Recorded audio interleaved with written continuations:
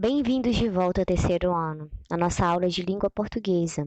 Hoje a gente vai trabalhar um pouco mais sobre o gênero textual relatos de viagem.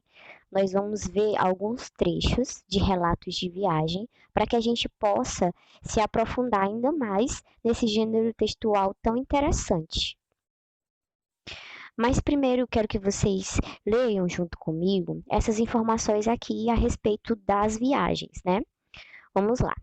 No século XIX, Thomas Cook transforma o turismo em um grande ramo do mercado de trabalho, enchendo trens e organizando viagens em grupos, parecidas com as que temos hoje. Com isso, se tornou um dos primeiros agentes de viagem. Naquela época, as pessoas viajavam mais pelo conhecimento sobre a história de diferentes cidades, países e culturas do que pela diversão. Por muitas vezes, viajantes anotaram os acontecimentos de sua viagem e hoje usamos seus relatos para entender mais sobre a nossa história. Então, gente, o Thomas Cook, como a gente viu aqui, ele transformou o ramo do turismo, né? Porque antigamente as pessoas, elas se interessavam muito mais em viajar para poder adquirir conhecimento sobre as cidades do que pela diversão, não é? Hoje em dia, a gente tanto utiliza as viagens como uma forma de conhecimento, também utilizamos como uma forma de diversão, né? Para a gente espairecer um pouco, respirar um pouco e tomar ares diferentes em cidades diferentes, né? Então, é bem interessante que o turismo e a cultura de viajar e conhecer os lugares, coisas diferentes, nem sempre foi para se divertir e aproveitar, né? Como eu falei para vocês, é para aprender mais sobre a história desses lugares. Eu, particularmente, eu gosto muito de viajar para poder conhecer sobre a história dos lugares, né? Mas também com uma forma de diversão, é claro, né?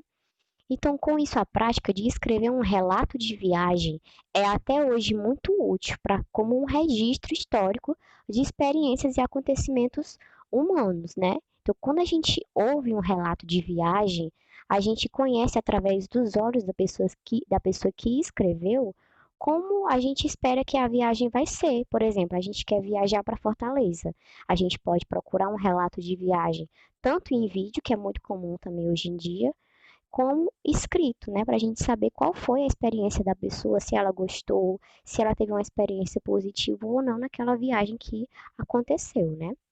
Então a gente vai ler agora alguns trechos de relatos de viagem de pessoas que viajaram o mundo, né? Vamos ver esse primeiro trecho aqui. Em volta da fogueira, enquanto esperava que lhe preparassem o café e a comida, ali todos falavam sobre o que cada pessoa viveu no trabalho aquele dia e também tinham conversas sobre a história do seu povo. O que vocês acham que esse relato está contando aqui? É bem misterioso. Vocês conseguem identificar do que se trata essa viagem aqui? Então, gente, vamos pensar um pouco, né? Vou já falar. Então, esse relato de viagem aqui, ele se trata de uma viagem que aconteceu à aldeia indígena do povo Nasa. O nome da aldeia indígena era Nasa, que habitava a região do Vale do Cauca, lá na Colômbia, e perdeu seus costumes devido ao contato com a cultura das cidades. Nessa viagem, essa pessoa, que no caso é o Inácio Espinosa, ela teve esse Inácio, ele teve a oportunidade de participar de várias reuniões daquela tribo em que eles compartilhavam conhecimento dos mais velhos para resgatar os costumes mais antigos do seu povo. O Inácio, ele fez essa viagem e pôde aprender várias coisas sobre a cultura daquele povo e escreveu a reportagem publicada em 2018 pelo Projeto Awaka.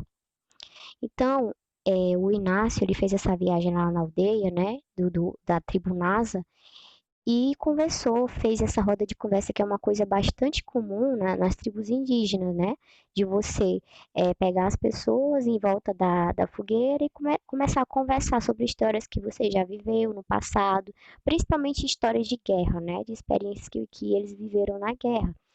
E aqui ele falou, né, que aconteceu, que cada pessoa contou sobre o que viveu naquele dia e as histórias que foram contadas dos seus antepassados, né? Então ele contou aqui nesse trecho como foi essa experiência. Agora a gente vai ver outro relato, o segundo relato aqui. Vamos lá. E comecei a remar, remar de costas, olhando para trás, pensando para frente. Eu queria me afastar o mais rapidamente possível da costa africana. Avançava com dificuldade devido às ondas que me molhavam a cada 5 minutos, mas não podia parar. Cada centímetro longe dessa região era de fundamental importância. Klink, 1995. Então a gente percebe aqui que esse relato ele é um pouco mais de ação, né? A gente vê que o que foi que aconteceu aqui. Então, eu imagino aqui que ele esteja passando por um pouco de apuros. Vocês acham também isso? Que o Klink, ele está passando por alguma dificuldade nesse momento? Mais especificamente na água, né? Vocês concordam comigo? Então vamos lá, né? Vamos ver do que se trata. Esse relato aqui, ele é de uma pessoa chamada Amir Klink, né? Ele foi o primeiro homem a atravessar o Atlântico em um barco a remo. Ele saiu lá da Namíbia, na África, e desembarcou em Salvador, no Brasil. Olha a distância, gente. Ele saiu lá na Namíbia para Salvador a barco, remando. Ele foi o primeiro a conseguir remar de uma costa até a outra sozinho e registrou sua viagem no seu relato de viagem, que hoje é uma grande fonte histórica que descreve a proeza dessa jornada. Olha só que interessante, esse Amy Klink é uma pessoa bem corajosa, né? Porque ele atravessou o mar de uma costa a outra, de um continente a outro sozinho, a barco, remando, uma coisa extremamente difícil, né? Então ele contou em relatos de viagem o que aconteceu. E esse é só um dos trechos que ele conta, né? De um perrengue que ele passou na costa da África do Sul.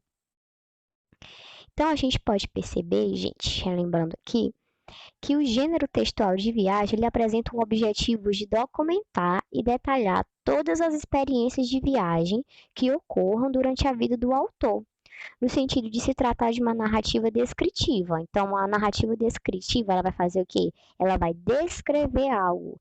Então, o gênero textual de viagem, ele é uma descrição de ações que o viajante viveu, de coisas que ele viu, de, de monumentos que ele observou. Então, é uma descrição da própria experiência de viagem que ele teve, né? E diante disso, prima-se pela linguagem mais informal, para que haja um esclarecimento e a transparência contínua aos leitores, facilitando a compreensão de forma geral. Então, os relatos de viagem, geralmente, eles têm uma linguagem bem mais espontânea do que certos textos, né? Porque traz uma transparência, uma clareza para o leitor muito melhor do que um texto que fosse mais, né, preso àquelas linguagens mais formais, né? Então, quando vocês forem fazer o relato de viagem de vocês, que eu propus para que vocês fizessem, é interessante vocês observarem isso, né? Que o texto de relato de viagem, ele é uma descrição do que você já viveu, de uma experiência, de como você observou aquele local, de uma forma bem mais informal para que as pessoas consigam entender, certo? É como se vocês estivessem contando o que aconteceu em uma viagem de vocês, certo? Então, é isso. Obrigado pela atenção de vocês e até mais.